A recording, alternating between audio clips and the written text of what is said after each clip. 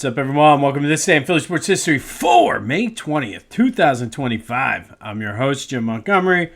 Welcome to a Tuesday edition of the podcast. It is Tuesday, time for a little motivation / positivity, and we've completed our 5 harsh truths that everyone needs to accept to be a better person.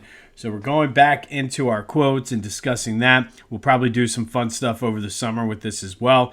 But I really like this. We're going back to our old pal, Mark Manson.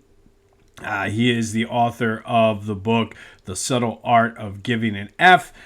Really like that book. I really like his daily or weekly newsletter with things. And this quote came from a couple weeks ago.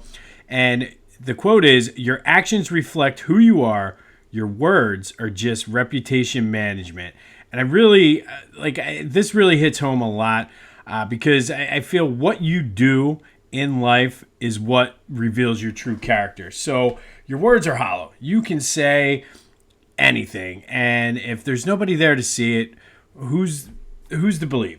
But what you actually do, I think, is what matters. Anybody can say, I do this, I do that, I'm this, I am that. But following through at the end of the day is the key to being a good person. The old adage, your actions speak louder than your words. You can talk a good game, but are you really, really doing it? And there's so many different interpretations and way to go with this. Obviously, do the right thing. And I think it sounds very simple. It's what you teach your kids when they're young. But I think as adults, it's very important to just do the right thing. I talk about integrity a lot, especially with my students and my own kids. And that's doing the right thing when nobody's looking. Don't look for the accolades. Don't look for the pat on the back. Just do the right thing because it's the right thing to do. Another interpretation is just follow through with what you say you're going to do. If you say you're going to be there at a certain time, if you say you're going to help somebody, if you say you're going to have a catch with your kids or watch a movie, whatever it is, follow through and actually do it. The follow through is way more important than saying it and then mean what you say. If you say you're sorry, if you say you're going to do better, do it. Because if not, they're just hollow words. And to me, and what this quote is saying, that speaks to who your true character is. Like I said, it's easy to talk a good game, but it's very, very hard to follow through with it. So follow through. Do what you say you're going to do. Let your actions speak. Don't put up a facade and create this fake narrative of who you are. And if you're saying these things in the hopes of that's who you want to be, go ahead and follow through and then be that person. And the last part of this, and I try to stick to this, don't boast. What are you trying to hide? What are you trying to get out of bragging about, oh, I did this and I contributed that? At the end of the day, the satisfaction should come out of actually doing it. I see it all the time. Like people are like, oh, well, I do this. And some of the things that people say they do are things that you're supposed to do anyway. So what are you bragging about? People can see right through that. So kind of a tougher one today, but I like I said, I really like this. Your actions reflect who you are. Your words are just reputation management. And again, if you have to manage your reputation and try to do make yourself better than what you are, maybe you need to take a look deep inside and actually complete those actions and be the person who you say you are. Like I said, I really like that. What you do reveals your true character, so your actions really reflect who you are, and your words are just reputation management. From our old friend Mark Manson today. Hopefully, as you go through your week, you're able to think about that and really, if need be, make changes. Maybe it's proving the point and solidifying how you feel. But like I said, your actions, that's who you are, not what you say you are. So go, enjoy your weeks, and hopefully you can take something away from that. All right, we have some Eagles news. Nick Sirianni finally got his extension. Details aren't released yet, but it's a multi-year extension. And I like this. And say what you want. I know Nick Sirianni, people are still, divided is a good way to describe folks' feelings on Nick Sirianni. But players love him. And I think at the end of the day, doesn't matter what you or I think of him. If the players are playing for him, the players respect him, the players do what he says, and go out there and play hard for him, at the end of the day, for our team, that's all that matters. So I really like this. It rewards him for a successful 4-year start to his career, 4 playoffs, 2 Super Bowls, 1 championship, the highest winning percentage in the NFL among active coaches. Already has 3 coaches from his coaching tree. I saw that stat on Twitter today, coaching in the NFL. And again, the players love him. And I think what makes Nick Sirianni a true good leader is the fact that he's able to adjust. And I know some of this was, it's very contentious, I guess, what people think about this.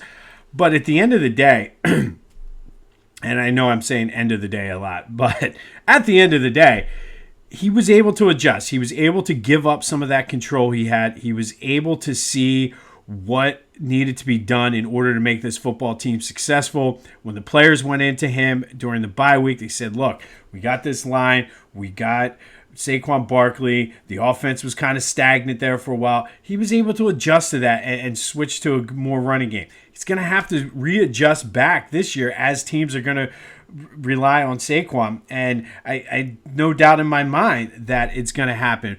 But for a leader to give up control, and as somebody who works in a leadership position, this is the most difficult thing. And I find myself struggling after 10 years of being in my position. Still, the hardest thing I have to do is give up control of things and rely on others to get the job done. But as it happens, if it's better for the team or better for the organization, you have to do it. And Nick Sirianni is able to do that. And to me, that's a great quality. We just talked about letting your actions dictate who you are. To me, yes, sometimes he's a knucklehead. We all have our own knucklehead moments. It is what it is. But at the main point to take away from it is he's able to see what's best and relinquish some of that control. And as a leader, especially a head coach in the National Football League who came into last season on the hot seat, to do that and sort of rely on your team. One of his famous quotes was, sometimes you, sometimes me, always us. I think he lives that. He was able to do that, and look what happened. So kudos, congratulations to Nick Sirianni for receiving that multi-year deal. I like it. Again, I know a lot of people are still out on Nick Sirianni and say, oh, it's this, it's that. But I look at it like this. If you take, what was Bill Belichick before Tom Brady? He got fired by the Cleveland Browns.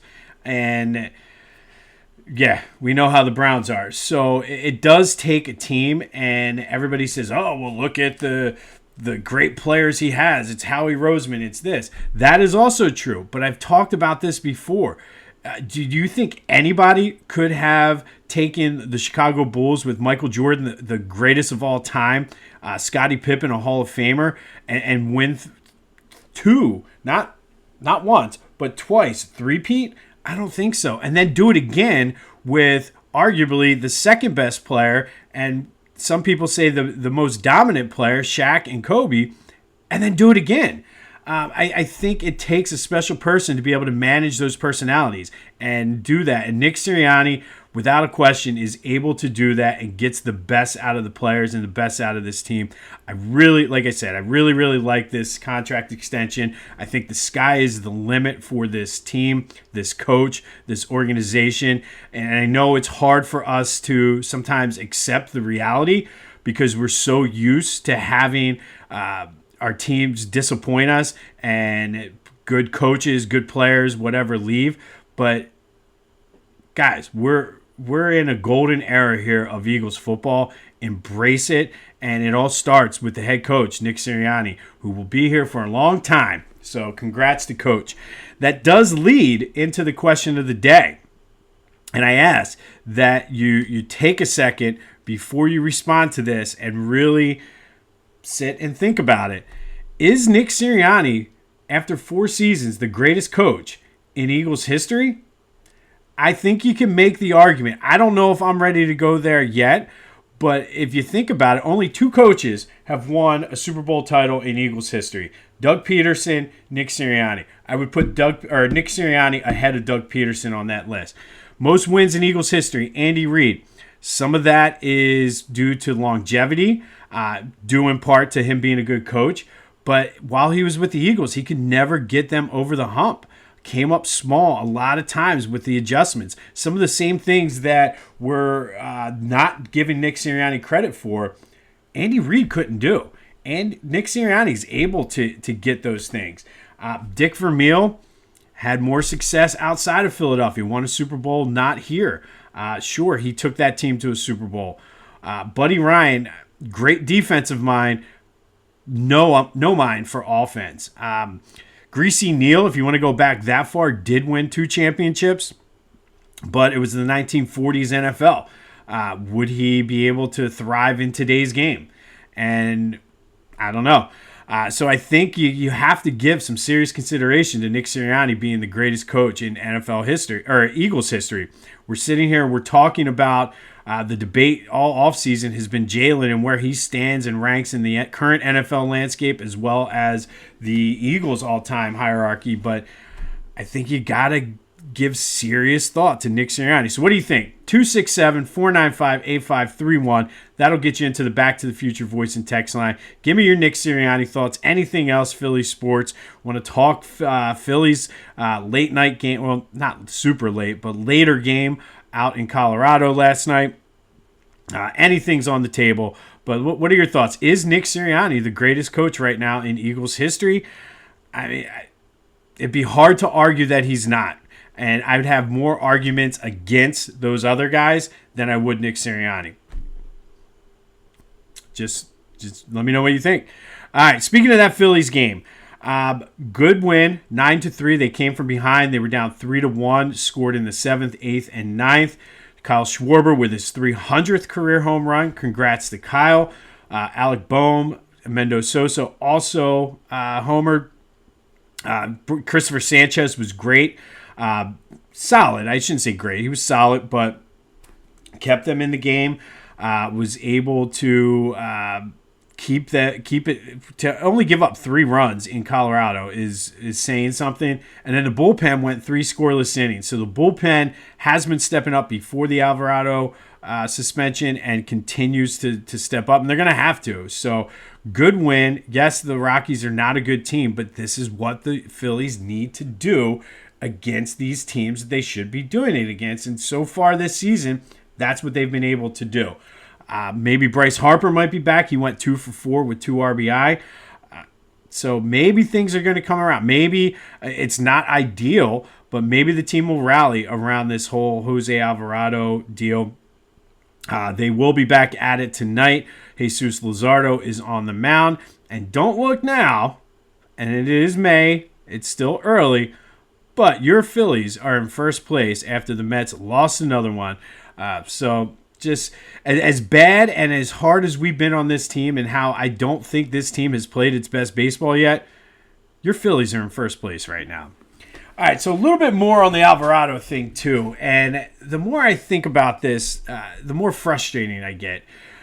Because, again, I said yesterday, and I don't blame him for wanting to lose weight. I've talked about it. I'm always looking, like, as somebody who's struggled with weight for years, like, I get that.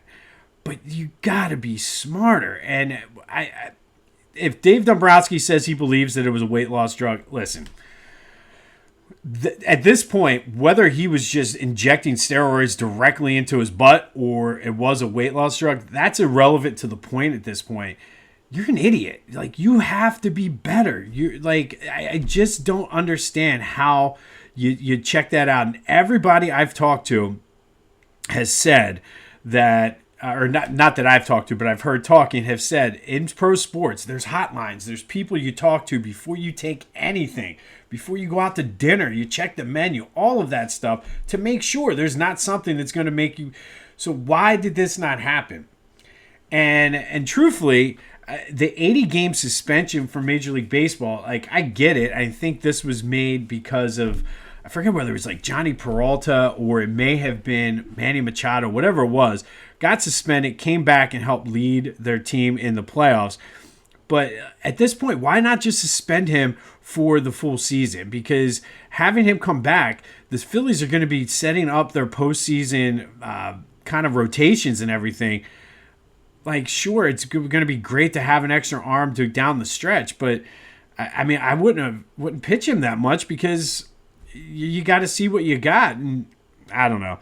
Just not a good situation. I'm disappointed probably more than anything that you could just be that irresponsible, and that just, like, it's just a very simple thing to not do it. But Phil's back in action tonight. Your first place, Philadelphia Phillies. All right, yesterday's trivia question. I asked you, Mike Schmidt has the most walk-off home runs in Phillies history with 10. I asked who has the most in Major League Baseball history. I gave you the hint that it has a Philly tie.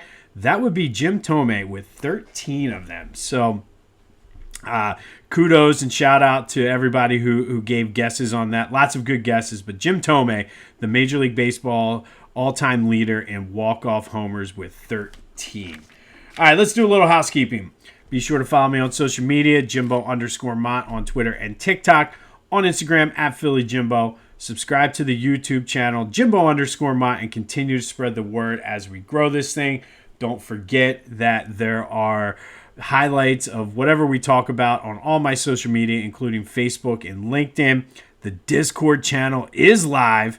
I'm going to start posting some more videos and clips and things like that on there. But if you want to join the Discord chat, lots of good conversations in there yesterday. The invitation, the link is right there, first line of the description. But come have some fun here in the Discord channel. Trying to get some of those interactions and some good ones yesterday. So come to the Discord channel. The invitation is right there, first line of the description. I've been mentioning this, but there's an open house in the South Jersey Baseball Hall of Fame tomorrow night at 6:30 at the William G. Moore Center at Camden County College in Cherry Hill. Lots of great players coming out of South Jersey. Andrew Bailey, Raleigh Eastwick, Kid Gleason, Goose Goslin, Hank Greenberg, Mike Trout, and of course,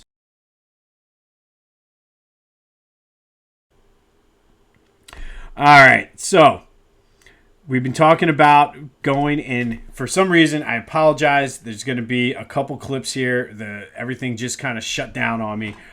But been talking about our new sponsors since we joined the Clash and Conferences Sports Fan Network, and Lot Wing Custom Hype Chains. These things are amazing. You get your own custom hype chain, good for little league teams, good for college teams, whatever you need.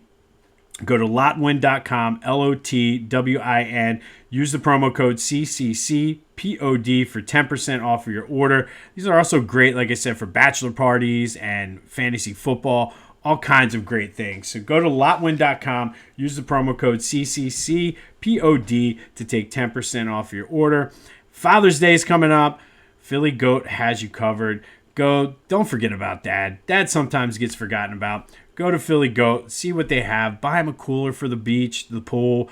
Buy those rocks glasses. Hell, get him both. Get him a t-shirt, some slides, whatever. Philly Goat has you covered. Scroll through their website, see what they have to offer, and then use the promo code Jim Montgomery to take 10% off your order. That's phillygoat.com, promo code Jim Montgomery to take 10% off your order. And of course, we are part of the Clash and Conferences Sports Fan Network. Go to clashandconferences.com to see how you can become a member, get involved, and check out their podcasts wherever you get your podcasts, as well as on YouTube. All right, so as has been the theme so far in May, we're going to have a couple different things happening today. So on May 19th, way back in 1997, Flyers beat the Rangers 6-3 up in Madison Square Garden to go up 2-1 in the Eastern Conference Final.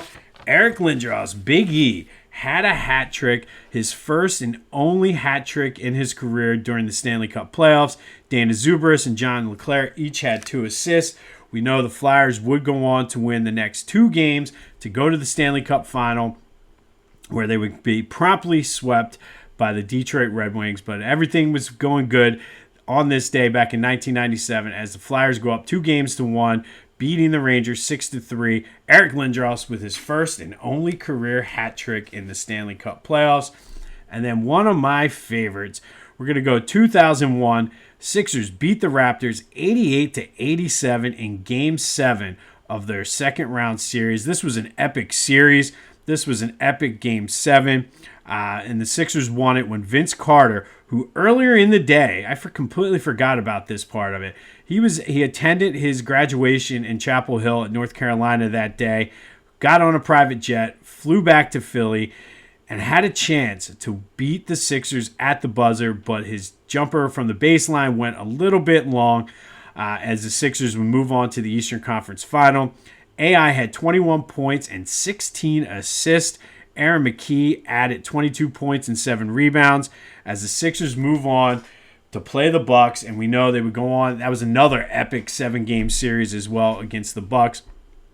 But on this day, 2001, Sixers beat the Raptors 88-87 in Game 7 of the second round of the playoffs when Vince Carter's shot was just a little bit long. Who knows if it was due to his graduation that he attended earlier in the day, but it was the Sixers moving on.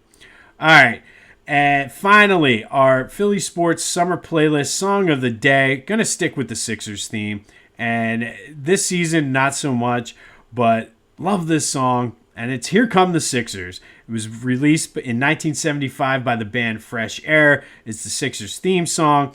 It was their theme song in the 70s throughout the championship run. They kind of retired it after the championship. They would play it whenever the Sixers won. Brought it back in 2012. Everybody says it when the Sixers win. Play the song. Play the song. We need to get back to fun 76ers basketball. So maybe, just maybe, you can have some fun with this summer. Here Come the Sixers is today's Phillies Summertime Playlist Song of the Day. And our bonus song, you can probably sense a theme here. White Iverson by Post Malone. I actually really like this song where Post Malone was told he looked like a white Allen Iverson, so he wrote a song about it, and that is today's bonus song. But Here Come the Sixers is our summer playlist song of the day. White Iverson by Post Malone is our bonus song. And our trivia question for today, we talked about Eric Lindros having 1 hat trick in his career in the Stanley Cup playoffs. He had 11 while playing for the Flyers total. That is not the most in Flyers history, though. So the question of the day, or the trivia question of the day, is who has the most career hat tricks in Flyers history? Go to the Discord channel. Give me your answer on that. But Eric Lindros is not the answer. He had 11, and I'll give you a hint. The player has 17 hat tricks in his career. On this day in 2001, Sixers beat the Raptors 88-87 in Game 7 of the second round of the playoffs to move on to the Eastern Conference Final when Vince Carter, fresh off of graduating from Chapel Hill, missed the buzzer beater. And then 1997, Eric Lindros, his only career playoff hat trick as the Flyers beat the Rangers 6-3 to go up 2-1 in the Eastern Conference Finals. I apologize if you're watching on video. There's a brief pause and a resume. I'm not sure. Everything just stopped recording. This is part of why I've joined the Clashing Conferences Sports Fan Network, because I'm getting some pointers. I need to upgrade my camera, and that is what happened there. So I apologize. Let me know your thoughts on Nick Sirianni, greatest coach in Eagles history. It'd be hard-pressed to make an argument against it. 267-495-8531. That's a Back to the Future voice and text line. Little Eagles side note, too. Apparently, they're going to vote on the tush push. The Packers gave their plan where it would be illegal to push any player that has the ball. So we'll see what happens with that. Still pretty weak, if you ask me. But hopefully we have some positive news coming up with that. We'll update you on the Phillies. And also, Tuesday positivity/motivation. Remember, your actions reflect who you are. Your words are just reputation management. Follow through, lead with your actions, and let people know who the real you are, or who the real you is. All right. Yeah, I'm all flustered because of the break in the video. This has been This Day in Philly Sports History for May 20th, 2025. My name's Jim Montgomery. Go have yourselves a Tuesday, and until next time, I'll see you when I see you.